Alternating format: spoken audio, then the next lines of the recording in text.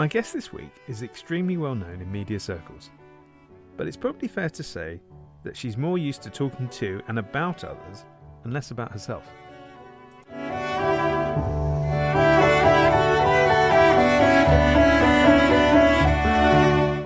Joanna Reesby has built a stellar reputation in executive search within the creative industries.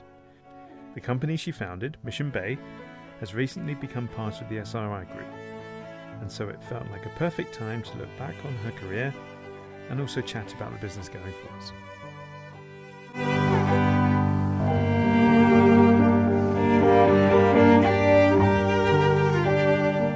Joanna talks about starting out as a lawyer, her move to Hasbro, the lessons of working with the two Simons, Fuller and Cowell, and the fascinating world of executive search.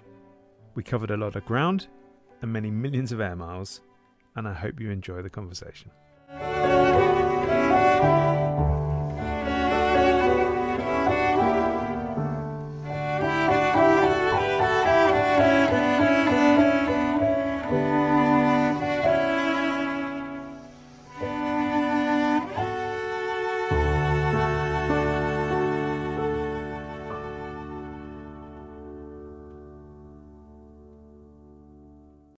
Hi, Joanna. Welcome to the pod.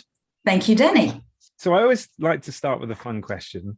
And I was thinking about when I first heard the name Mission Bay. Now, I know Mission Bay is a place in New Zealand, and I'm sure there's a strong connection there, but it made me think that it was a place that you would park a spaceship, to be honest.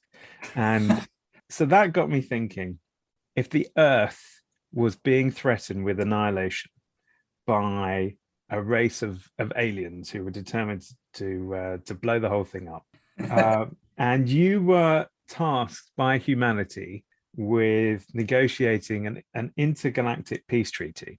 Got it. Which two media people would you bring with you to go on that mission? I would bring Emma Scott and probably Claire Enders, because I don't think she would stop until we got there. I'm thinking of two people who are indomitable. Well, that's the kind of spirit that I would imagine that you've also had, given your very varied career. But you did actually start out in the law in New Zealand. And was the law your first love? And how did you come over to the UK? I don't know if the law was my first love, but I will say that I was a very young, eager, ambitious girl in a period where pretty much women went nursing or teaching, and going to law or medicine, you were unusual, and that suited me very well. I just wanted to be head and shoulders, and I just above the masses, and I wanted to see how far I could go. So I did my law degree. I was very lucky. I got into the honours class, about 5% of us, and that took me to the biggest law firm in New Zealand, and then I went to Cambridge to do postgraduate law. So that's all very, understandable. And then we were lucky. We fell into jobs with big London city firms. This is back in 86 because Big Bang was happening. And yeah, I was an IP litigator. So running off to court all the time, and you're having a lot of adventures working with the best QCs in the world. It's all very high powered. And I did really love it. And I think, honestly, I thought I'd go back to New Zealand. I'd be a judge. That's what lawyers do in New Zealand, litigators anyway. But, then my life took a really dramatic, different turn. And that turn, I think, was around about 1994, and moving out of private practice into Hasbro. Yes. So why the move into a commercial organization? You were doing licensing, VP of international licensing, quite a different setup, I would have thought. No, totally. And interestingly, that has probably been something that the jump is something that lawyers, finance strategists, the functional roles inside companies have really asked me to help them think through, having done it. But I tell you, it was complete serendipity.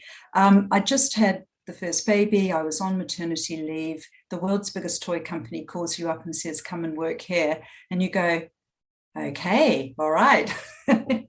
So I was completely passive in all this. But I went to Hasbro, and within about 5 seconds, they told me, you're completely wasted in the legal group. Would you please come to the marketing group? And again, I'm like, why? Why would you want me there? But it was to do all the deals, the Star Wars deal, the Batman deal, all the sports deals. And what they wanted was a fairly buttoned down deal doer, which of course, I was. And then I had to move myself along the spectrum to become a risk taker. And my most interesting, it's funny what you remember, but I remember my first appraisal when I'd been a year in the job, and my predecessor had written all sorts of deals that we'd never earned out, but all my deals were earning out very nicely. I was really proud of myself. And I remember Norman Walker, who was our CEO of International, saying to me, well, I bet you're really proud of yourself. And I said, yes. He said, you can take more risk. I'm like, oh, can I? Excellent. Which for a lawyer is a very strange thing to be told. Yeah, so I had permission to, so it was great. And it was just that little, a couple of words, and then you sort of feel, jet propelled. But I was so lucky because International was really flying at the time, and we were doing these very interesting complex deals, Lucasfilm and Warner Brothers, you really hone your negotiating skills. And then very naturally stepped up into a role into the Hasbro Properties Group, where we started to invest our money into our own intellectual property. And again, I couldn't read scripts or anything like that, but I certainly knew how to do deals to commercialize IP, which is what I'd been doing. And, that was a lot of fun, but I ended up spending most of my life in LA. I remember anecdotally, the BA crew once told me I sometimes flew to LA more than they did, which I thought, okay, not good. And so I, was open to going to Simon Fuller at 19, not least because his house was about a mile from mine and I wasn't going anywhere near Heathrow. And again, I think 19 was only about 19 people when I got there. He had S Club 7 and obviously Annie Lennox and so on, but after I arrived, nothing to do with me, I hasten to add, Pop Idol happens and the Beckhams join us and we go from like 19 people to about 140 in a year, and it's chaos and mayhem. I think anyone who was there during those times would agree with me. And for what I do now, it's incredibly valuable because we do work obviously with the Sonys and the Disneys and so on, but we also do a lot of work with the independent production community. And I think the fact that I was in a 19, an owner-founder entrepreneurial environment, gives them a lot of comfort that nothing they do will shock me, for example, or the lack of systems, the lack of operations. And we get a lot of pride from putting people into those places, creative directors, managing directors, COOs, who genuinely, not reinvigorate the company, but genuinely have a huge impact on the business there, which is a very satisfying thing for us to see that happen. What do you think is one of the keys or any of the keys to Simon Fuller's incredible success, having worked so closely with him? I think Simon and Simon Cowell the same, and others I met of that ilk while I was there. He didn't have the classic career by any stretch of the imagination. They were somewhat outsiders in a funny sort of way. And that made them never accept no. Simon literally could not hear no in a meeting. He just couldn't hear it. And he was brilliant at telling a story and wanting you to be part of that story and dazzling you and so on. It's the razzle dazzle factor. Yeah, that was my experience. Very different from Hasbro, where nothing happened without 10 meetings with about 12 people in the room each time. And you were saying that Cowell is very similar to Fuller in that regard, in the Simon stakes. Yes, it's self-belief, clever. The other thing I would say, finger on the zeitgeist. When Simon talked about S Club 7, which was up and running before I got there, I was just astonished that a 40-year-old man with no children understood exactly what made a 12-year-old girl tick in terms of, and when we did the S Club movie, which we did with Sony, that was about cloning at a time when cloning was sort of getting traction and news stories. So I'd say zeitgeist. those men are brilliant, and some women too, I'm sure, at figuring it out and then figuring out what their contribution is. Well, as somebody who's been a father to a 12-year-old girl, I can only say that the ability to understand how a 12-year-old girl thinks is like witchcraft. So full respect, because I didn't have a clue. She's a bit older now, so I think we've got more points in common.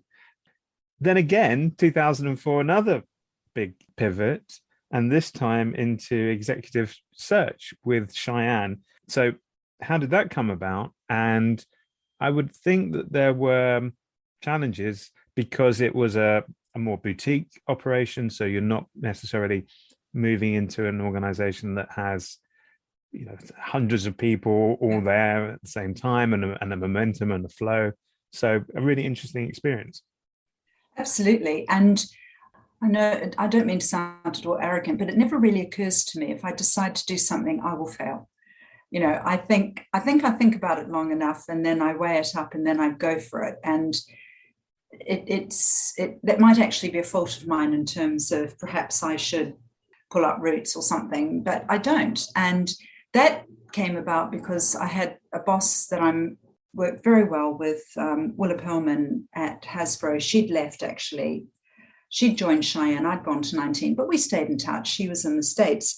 And she asked me to help her on a project for actually Dorling Kindersley, the publisher, who I knew very, very well, because anything Hasbro licensed, DK licensed, and so on, to find their CEO. And I said, sure, I'll help, because she needed boots on the ground here. So I met these amazing publishing people.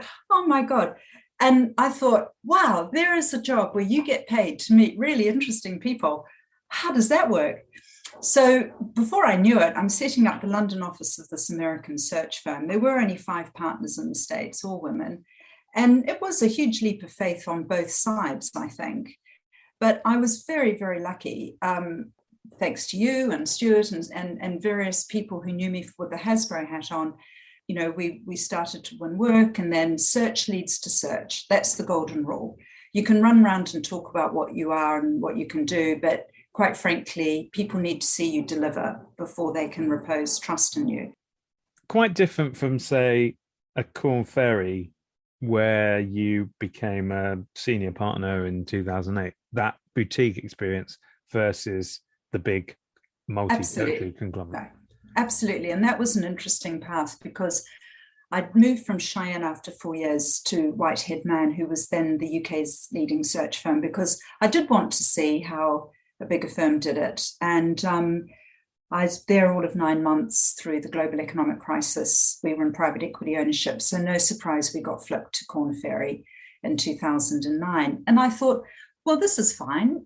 I've worked for Americans most of my career. I even went to high school in the States, believe it or not, when I was 16. I love America. This will be home. What I found was that being a publicly traded American company, there was a lot of focus, perfectly understandable, on sales.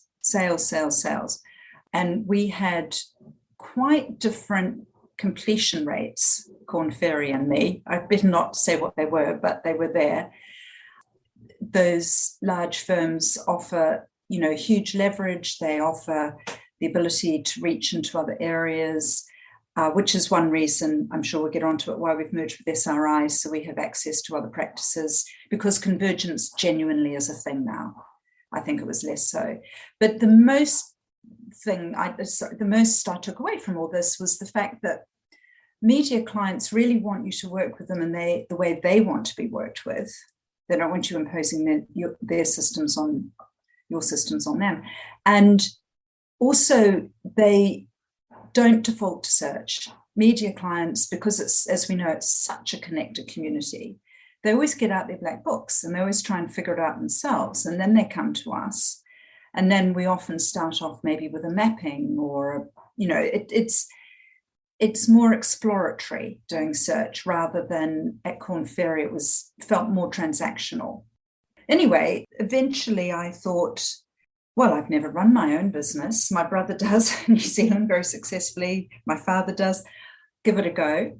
I was very fortunate because I had a client who was willing to put us on a retainer so we could get up and running. And Mission Bay, chose that name. That was the beach where my mum lived in New Zealand. And I like the word mission. And lots of people joked about I was beginning to sound like a wine exporter. And that was that scary? Do you know, I don't remember being scared at all. I just remember thinking, well, I know what I don't know, but I don't know what I don't know. And that second list was actually much longer. And again, I counsel quite a lot of people who are starting up their own businesses in an advisory capacity. And I focus more on the unknowns, because there were lots of those. But I wouldn't change a single second. Well, you've got the Donald Rumsfeld unknown unknowns to grapple with, so you're in good company. What were the obstacles that you needed to overcome in setting up Mission Bay, and how did you do that? I think the key obstacles were working at the level, the level at which we aspired to work, because quite often, if it's a very significant project, the client is very cognizant of the brand. So no one was fired for hiring IBM, that sort of thing. So you have your track record, of course, and you have your recommendations. But we always found hiring managers were very happy to give us the search, but HR directors often balked, because their concern was if the search goes wrong, they'll get the blame for working with the boutique. And that's still the case today. That's not unusual. It was kind of a slow reveal in terms of what the business was going to look like. But, I just have faith that if you do good work, then you will attract the people who want to work with you. And what's more important, or are they the same, having a deep client base or having a deep candidate base? I think they probably are equivalent, because obviously they're not mutually exclusive by any stretch of the imagination. I mean, people have been in a 12-month period for me, client, candidate, referee, and source. So there's definitely a Venn diagram overlap there. But your clients value you for your relationship with the candidates and your ability to speak meaningfully about who might be feasible, whether you're doing calibration exercise or when you come to present them. And of course, your candidates, want to know that you are working with the organizations of interest to them. But I suspect, hard-nosed, it's client approval and recognition, because your candidates will always come to you if you have a project worthy of them. So yes, it's definitely more work getting the clients on side than the candidates. Which I'm not sure everybody understands, actually. I think because most people's interaction with executive search and the recruitment process is about them and about being with other candidates, and they probably don't realize that actually the big thing is to get the work. So 100%. I think that I could see that being the case. Yes, people do think they're doing you a tremendous favor introducing you to loads of people. God bless them. But actually, it can be a little futile on both sides to interact with people outside of a particular project, because you're only going to have to come back and interact with them meaningfully when you get the project. I mean, I'm always very happy if I've got the diary space to give a little bit of advice to people who might be at a juncture in their career where they're puzzled, or very, very frequently I'll get a call from someone saying, Joanna, I'm talking, for example, to Amazon, I'm talking to Warner Brothers, I'm confused. The more I talk to Amazon, the less I want to go there. The more I talk to Warner's, and I laugh, because they're only coming to me to get permission to do exactly what they want to do. But that's fine too. And I will, you know me, I'm pretty candid. If I will be honest and tell them what I think, and they can do what they like with that advice. Very good. Being candid with the candidates. It's the right approach. So then, having been a business owner and being independent and having all the benefits of that. The next iteration is now Mission Bay becoming part of SRI, which is, I think, a very deep background in sports as well as media and fashion. How did that come about, and what are the ambitions going forwards? It's a really, really good question. And so we've had lots of approaches for Mission Bay over the years, mostly from people who simply want to drop our revenues on their bottom line and have a media practice, because media is all sexy, relative. And my question would always be, tell me why it's good for Mission Bay clients and candidates.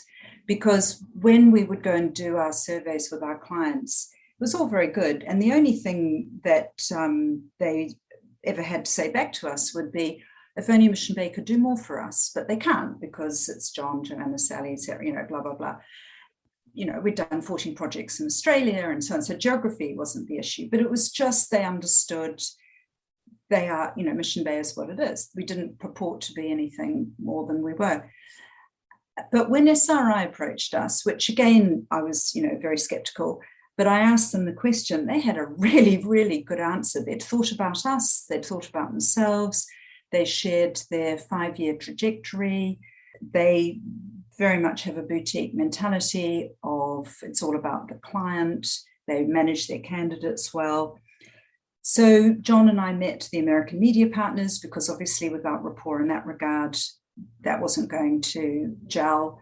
And then we met the London, and I thought, gosh, they're great. They're like us. They have the same ethos and approach. So we came together. And then very much because all of us now see convergence as the most driving need most of our clients have. When I look at the television community, which as we know, or particularly in distribution, when Sky and Comcast, NBCU crashed together, Disney Fox crashed together, and I do use that word deliberately, actually. Very good people got thrown overboard, no fault of their own, just, circumstances. And a lot of them actually had gone into the sports community, which I thought was really interesting, but perfectly understand that, media rights. Another group had gone into technology, the juxtaposition of content and tech. And this is where SRI has its base and its footprints and so on. Plus, they have a very good global offering, Singapore, Beijing, Sydney, Germany, and so on. And then I introduced them to women partners that I worked with at Cheyenne, back to Willa Perlman, my old boss at Hasbro. And I'm very happy to say a month ago, they joined us. And so we're now in Boston, Chicago, LA, and New York, and Seattle. So it's sort of the coming together of like-minded people who genuinely have common aims. And that is what makes what we do exciting. We are very, very aligned in our objectives. And I don't know if everybody in the big search firms can necessarily say that, but there are, of course, other advantages to being there. I'm not knocking it at all. So you've worked across different sectors. How do media people compare to other executives in terms of personal style, career ambitions, how they present themselves as candidates? How would you characterize the media people? That's harder for me to answer because, of course, 90% of the time I am talking to media people.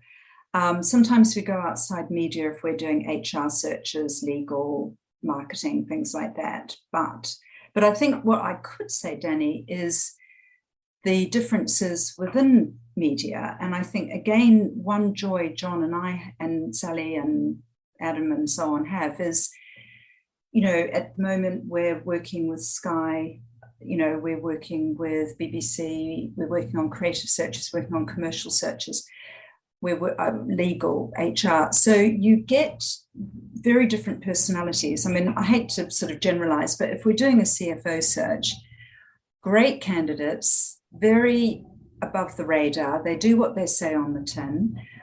They're not necessarily highly distinguishable one from the other. I have to say that, But if you go the other way and you're looking for the creative director for an indie, well, my goodness me, you're going to get someone who's a jack in the box. You're going to get someone who's, they might have things in common, but there's real variety in terms of the type of people we deal with. And I find that very joyful. I mean, I really enjoy the legal searches, surprise, surprise. And because I do understand what people need when they talk about a true business partner.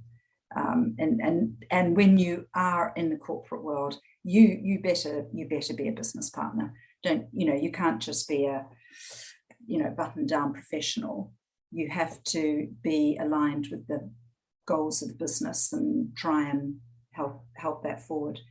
But there's also a nationality thing. I do see cultural differences. We work at the level, as you know, of what I call the international community, where actually the fact you grew up in France or New Zealand or America is irrelevant. You've gone and built your career. But then we will do searches. We put in the CEO for ITV Studios in France, for example, so they were purely French candidates, and they were very French, and they were and then we'll do work on the ground in Australia, and they are Australians, and they love to give me a very hard time on the basis that I'm a Kiwi Pom. Right, well, ticking two terrible boxes. Exactly, absolutely. So that's a joy too. How early in the process do you start to get a feel for how it's going, which candidate is likely to emerge as the one who's going to be the successful candidate? I think you'll be very surprised by the answer. It varies hugely. Sometimes you can get traction at the beginning and you're sending your weekly reports and the client's going, yes. And then sometimes, no, it's a slow reveal. More often in roles where the client themselves isn't really sure what they're looking for. And one really good example is we've had one of the big global academic publishers ask us to find their head of content, but they didn't want someone from their community. They wanted them from outside. And that was a slow reveal and a learning on all our parts. We love those searches. And then sometimes it's very evident what's required. And, the TV sales roles, for example, experience, territory, pedigree. The sales environments, if you're working, at a Fremantle versus, if you're working in a, much smaller hustle environment, say. But it varies. What are the classic mistakes that candidates make most frequently when they're going through this process? Oh, golly gosh. People might be very surprised by this answer, but I always say to the candidates, please, please, please be yourself. Because yes, there's the skill sets and so on, but really you get hired for chemistry and culture fit because the skill sets are a given. It's candor. It's not being falsely modest. I have to tell my Antipodean candidates sometimes to hold back and not disclose everything. And I have to tell my American clients if they're talking to American candidates, if they're talking to British clients, could they please rein in the boastfulness? If I've got English candidates going into American companies being interviewed by Americans, step it up, step it up. Do not be self-deprecating. That will go down like a lead balloon, unless the Americans have lived in the UK 10 years and they get it. So, little things like that. But generally, I wouldn't say people make mistakes. I think it's a slow process of docking two big things together: clients' business needs and a candidate's career aspirations. And that should take time, especially at the senior level at which we work. If you had to pick one lesson that you would pass on to the next generation of both executives and those in search, just generally from your career, the things that you've learned, what would be that advice? I would say you should absolutely listen to other people while you're trying to inform your thinking, but never take anyone's advice wholeheartedly, because it usually has much more to do with them than you. And a career highlight?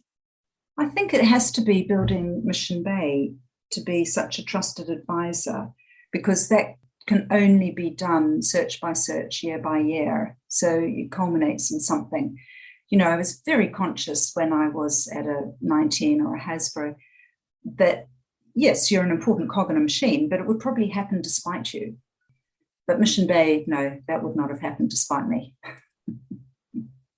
Very good. Okay, so this is the part of the podcast where I ask my guests for their lockdown film, book, music choice, and TV box set. I think we can also add podcast because it is a podcast, so why not? And hopefully the whole concept of it being lockdown is now starting to be in the rearview mirror. So it may be that I end up rebranding this section, but for now, at least, we'll call it that. So starting with film, what would work for you? Well, I'm just going to put a layer over the top of this because not only did I go through lockdown, I went through quarantine in New Zealand when I went out to see my dad last year. Strict quarantine. In fact, I was locked up for 3 weeks. Near as damn it killed me. Anyway, it did give me a lot of time to think about this question. My favorite film would be Casablanca. We'll always have Paris. Absolutely. My book, okay, I love books. So you're not going to back me into a corner here. But if you put thumb screws on me, anything by Edith Wharton or Henry James. Very much in my American Studies literature degree course. Oh, yeah, absolutely. And my box set is Band of Brothers. Love that. And my podcast, apart from yours, of course, Danny, is The Rest is History, because to me, there's an alchemy between these two very clever historians who just love riffing off one another and debating any topic. And even when they pick a topic that I think, oh, I know all about that, I do not. I learn tons. And also seeing them settling into their style over the time. And music, is there an album? Is there a playlist that you would want to have with you? I found out how non-musical I was when I worked at 19. So this is just going to embarrass everybody. But I think if I had to default to a band, it probably would be Queen, because that is so associated with my youth. And every song on it has music is the soundtrack of life. And Queen has been that soundtrack for me in lots of important days.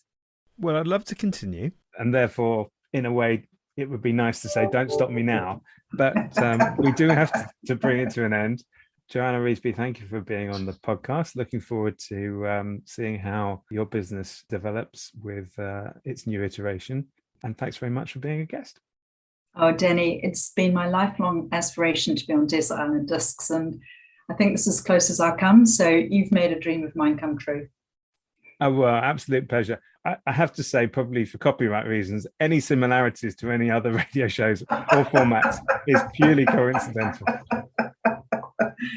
Totally.